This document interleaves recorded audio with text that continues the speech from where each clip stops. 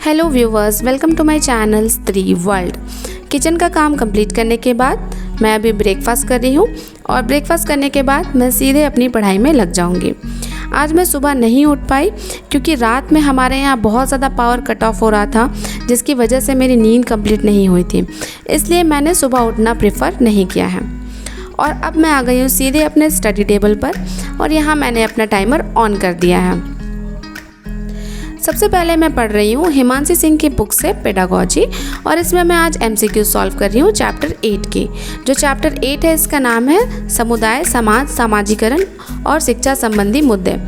तो ये चैप्टर बहुत इजी चैप्टर था और इसे सॉल्व करने में मुझे बहुत मज़ा आ रहा था। इससे पहले मैंने इस बुक से चैप्टर 1 to 7 जो है एक बार कंप्लीट किया है और दोबारा उसकी रिवीजन भी कर ली है। 2 hours later. और 1 to 7 चैप्टर तक रिवीजन करने के बाद अब मैं यहाँ चैप्टर 8 सॉल्व कर रही हूँ। जब भी मैं इस बुक से कोई चैप्टर सॉल्व करती हूँ तो उसे मुझे सॉल्व करने में बहुत ज़्यादा टाइम लगता है, लगभग 3 से 4 घंटे का टाइम लगता है।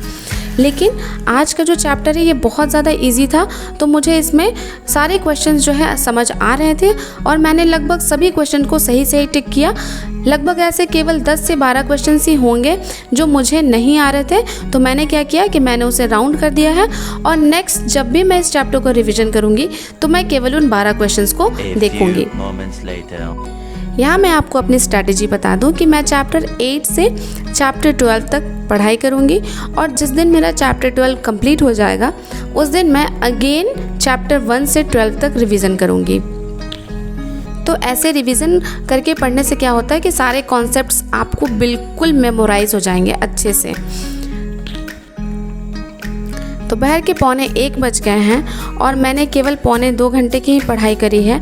इसका रीज़न ये है कि बीच में मेरी बहन का कॉल आ गया था तो मैं उससे बात करने लग गई थी, तो मेरा उसमें थोड़ा टाइम वेस्ट हो गया। लेकिन मेरा आज का टारगेट है कि मैं 6 घंटे की पढ़ाई करूँगी तो मैं उसे कंप्लीट करके रहूँगी। इसके बाद मैंने हिमांशी सिंह की वीडियो लेक्चर से जो नोट्स बना रखे हैं मैं उससे पढ़ाई कर रही हूँ। तो इसमें आज मैंने हेरिडिटी एंड एनवायरनमेंट के बारे में पढ़ा है। आज मैंने इसमें इकोलॉजिकल मॉडल थ्योरी पढ़ा, उसके अंदर मैंने माइक्रो, मैक्रो, मीज़ो और एक्सो सिस्टम के बारे में पढ़ा और इसके बाद मैंने पियाजे का कॉग्निटिव डेवलपमेंट थ्योरी पढ़ा है, लेव वाइगोत्स्की के बारे में पढ़ा और इसके अलावा कोलबर्ग का मॉरल डेवलपमेंट थ्योरी भी पढ़ा। कोलबर्ग के मॉरल डेवलपमेंट थ्योरी में मैं कभी कभी कंफ्यूज हो जाती हूँ क्योंकि उन्होंने टोटल 3 स्टेजेस दिए हैं और हर स्टेज में 2 लेवल दिए हैं, तो टोटल 6 लेवल्स हो जाते हैं। तो मुझे इन 6 लेवल्स में ही थोड़ी कन्फ्यूजन हो जाती है, इसलिए मैंने हिमांशी मैम की कोलबर्ग डेवलपमेंट थ्योरी की एक वीडियो लेक्चर ही देख ली। इससे क्या हुआ कि मुझे बिल्कुल अच्छे से समझ आ गया और इससे रिलेटेड उन्होंने यूट्यूब पे क्वेश्चंस भी करा रखे हैं, तो मैंने उन क्वेश्चंस को भी सॉल्व कर लिया है। और नेक्स्ट जब भी मैं इसे दोबारा पढ़ूंगी तो मैं इसकी वीडियो लेक्चर फिर से देखूंगी। यहाँ पर मैंने 2.5 घंटे की पढ़ाई पूरी कर ली है और इसके बाद मैं चली जाऊँगी लंच प्रिपेयर करने। मेरी एक व्यूअर ने मुझसे पूछा था कि 2 बच्चों के साथ पढ़ाई कैसे करें, अपने स्टडीज़ को कैसे मैनेज करें। तो मैं आपको सबसे पहले ये बोलना चाहूँगी कि आप अपने पढ़ाई की 100% रिस्पॉन्सिबिलिटी खुद लें। आप कभी भी किसी से एक्सपेक्ट ना करें कि कोई आपको आपकी पढ़ाई में सपोर्ट करेगा या फिर आपकी मदद करेगा। और जब आप अपनी पढ़ाई की 100% रिस्पॉन्सिबिलिटी खुद ले लेंगी तब फिर आप खुद को इग्नोर नहीं करेंगी, अपने बारे में सोचना शुरू करेंगी। सबसे पहले आपको ये मानना होगा कि जो करना है वो आपको ही करना है, आपके सिवाय आपका अच्छा और कोई नहीं कर सकता है। तो इस चीज़ को आप मान कर चलिए। इसलिए मैं आपको ये सजेस्ट करना चाहूँगी कि आप अपनी पढ़ाई को अपनी प्रायोरिटी लिस्ट में सबसे ऊपर रखिए, उसके बाद और किसी काम को रखिए। यहाँ मैं आपको ये सजेस्ट करना चाहूँगी कि अगर आप दिन भर पढ़ाई नहीं कर पाती हैं तो फिर आप सुबह उठकर सुबह 3 बजे उठ जाइए, 4 बजे उठ जाइए और 2 घंटे की पढ़ाई सुबह में कर लीजिए। और जब आप ऐसा सोचेंगी कि मुझे सुबह उठकर 2 घंटे की पढ़ाई करनी है तो मैं आपको बता देती हूँ कि आपके साथ क्या प्रॉब्लम होगी। आपका दिमाग जो है वो आपको बताने लगेगा कि सुबह 2 घंटे पढ़ने से क्या फ़ायदा, पूरा दिन तो वेस्ट हो जाएगा, दिन भर इतना काम करने के बाद रात में थक जाती हूँ तो सुबह कैसे उठ पाऊँगी।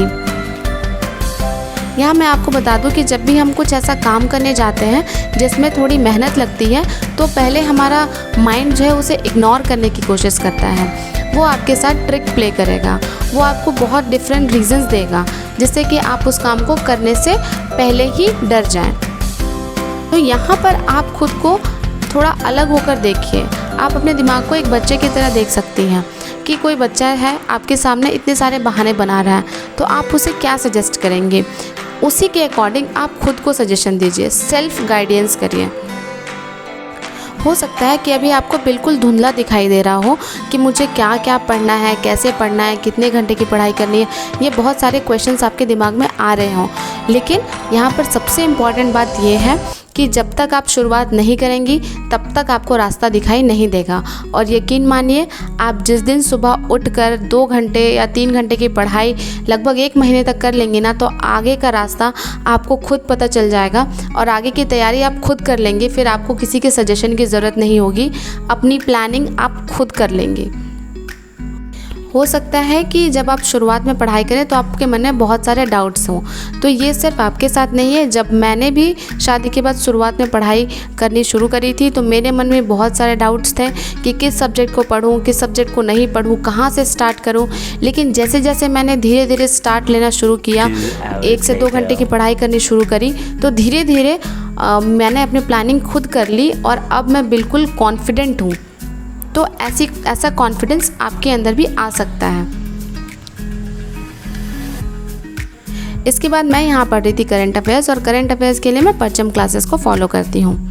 करंट अफेयर्स पढ़ने के बाद अब मैं मैथ्स पढ़ूँगी, और मैथ्स के लिए अगेन मैं गगन प्रताप सर से मैथ्स पढ़ूँगी। आज मैं मैथ्स में न्यू चैप्टर पढ़ने जा रही हूँ, टाइम, स्पीड एंड डिस्टेंस, और अगेन मैं इसे गगन प्रताप सर से पढ़ूँगी। इन्होंने यूट्यूब पर टोटल 6 घंटे की एक वीडियो डाल रखी है, तो मैं पहले इससे अपना थ्योरी पोर्शन कंप्लीट करूँगी और एज़ यूजुअल फिर मैं इस चैप्टर से 100 क्वेश्चन सॉल्व करूँगी। DSSS के लिए मैथ्स का जितना भी पोर्शन है उसमें मेरा ये लास्ट चैप्टर है। इससे पहले मैंने मैथ्स को कंप्लीट कर लिया है, और जिस दिन मेरा मैथ्स कंप्लीट हो जाएगा उसके बाद मैं जस्ट इसकी प्रैक्टिस करूँगी। आप भी मैथ्स के लिए गगन प्रताप सर को फॉलो कर सकते हैं। यूट्यूब पर इन्होंने लगभग सभी चैप्टर्स को अच्छे से पढ़ाया है, और कम से कम इतना तो पढ़ा ही दिया है कि टीचिंग एग्ज़ाम्स हम क्रैक कर लें। A few moments later. जब भी मैं मैथ्स के किसी भी चैप्टर को पढ़ती हूँ तो उसका एक प्रॉपर नोट्स तैयार कर लेती हूँ। इससे क्या होता है कि बाद में जब मैं 100 क्वेश्चन सॉल्व करती हूँ और मैं किसी क्वेश्चन में अटक जाती हूँ तो वापस से मैं यहाँ आकर थ्योरी में उसका सॉल्यूशन चेक कर लेती हूँ, और फिर चेक करने के बाद उसी मेथड से उस क्वेश्चन को सॉल्व करती हूँ। एक मेरी व्यूअर ने मुझसे पूछा था कि दी क्या मैथ्स पोर्शन को स्किप करके मैं DSSS की तैयारी कर सकती हूँ या नहीं, क्योंकि उनका मैथ्स जो है वो बहुत वीक है। तो मैं आपको बता दूं कि इस बार का जो कट ऑफ है PRT का वो जनरल के लिए 160+ है, तो आप देख सकते हैं कि कट ऑफ बहुत हाई जा रहे हैं। तो ऐसी स्थिति में हम किसी भी सब्जेक्ट को छोड़कर नहीं चल सकते हैं, क्योंकि हर एक सब्जेक्ट जो है एक अच्छा खासा मार्क्स कैरी करता है और उसमें आपको अच्छा स्कोर करना ही पड़ेगा, क्योंकि आजकल कंपटीशन बहुत ज़्यादा हो गया है। तो इसके लिए इम्पॉर्टेंट है कि आप हर सब्जेक्ट को एकदम प्रॉपरली पढ़ें और एकदम इक्वल टाइम देकर पढ़ें।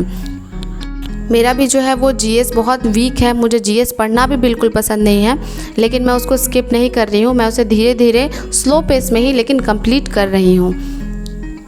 तो मैं आपको भी सजेस्ट करूँगी कि अगर आपका मैथ्स वीक है तो धीरे धीरे स्टार्ट करिए, लेकिन उसे पढ़िए, कम से कम उसमें 10 से 15 नंबर लाने की कोशिश करिए। A few moments later. आज मैंने मैथ्स में लगभग 20 क्वेश्चन सॉल्व किए हैं, और इसके बाद अब मैं किचन में काम करने चली जाऊँगी। यहाँ पर देखिए मैंने 6 घंटे की पढ़ाई पूरी कर ली है, और मैं आपको बता दूँ कि मैं सुबह 9:30 बजे से बैठी हुई हूँ पढ़ाई करने के लिए, लेकिन सुबह 9:30 बजे से शाम के अगर मैं 6:45 बजे तक देखूँ तो केवल मैंने 6 घंटे की पढ़ाई करी है। और ये एक बिल्कुल मिथ है कि जो लोग कहते हैं कि 14 घंटे और 16 घंटे की पढ़ाई हम कर लेते हैं, मुझे नहीं पता। मैं भी लगभग 9:30 से लेकर 6:45 बजे तक बैठी हूँ, लेकिन मेरी पढ़ाई केवल 6 घंटे की हुई है। मैं क्या करती हूँ कि जब मैं कॉल पे बात करती हूँ या कोई दूसरा काम करती हूँ तो टाइमर ऑफ़ कर देती हूँ। इससे मुझे बिल्कुल रियल टाइम इन्फॉर्मेशन मिलता है कि आखिर मैंने कितने देर की पढ़ाई करी है। अगर आपको मेरी ये वीडियो पसंद आई हो तो please do like share subscribe and comment. मैं आपके कमेंट के जवाब ज़रूर दूँगी। मिलते हैं नेक्स्ट वीडियो में।